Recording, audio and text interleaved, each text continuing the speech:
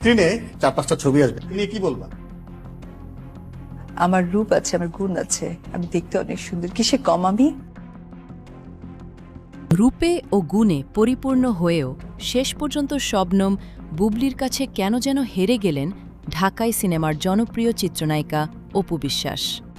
দীর্ঘ ৯ বছরের সংসার এবং সুপারস্টার শাকিব খানকে ফিরে পাওয়ার আশায় কেটে গেছে তার জীবনের দীর্ঘ ৮টি বছর।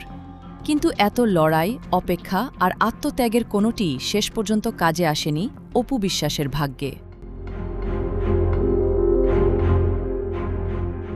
বিষয়টি এমনও নয় যে অপু বিশ্বাস শাকিবের যোগ্য জীবনসঙ্গী নন কিংবা তার মধ্যে কোনো কমতি রয়েছে, বরং নির্মম হলেও সত্যি, হয়তো তো শাকিব খান তার ভাগ্যে আর নেই।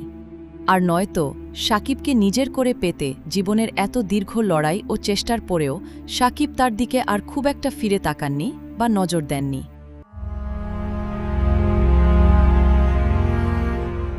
আজ বর্তমান সময়ে দাঁড়িয়ে বুবলিকে নিয়েই নিজের সংসার ও ব্যস্ততা গুছিয়ে নিয়েছেন শাকিব খান।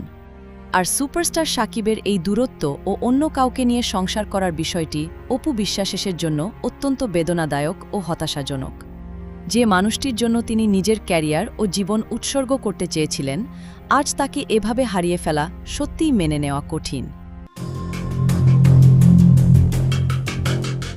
অপু বিশ্বাসের এই দীর্ঘ অপেক্ষা এবং ভাগ্য নিয়ে আপনাদের নিজস্ব মতামত কি?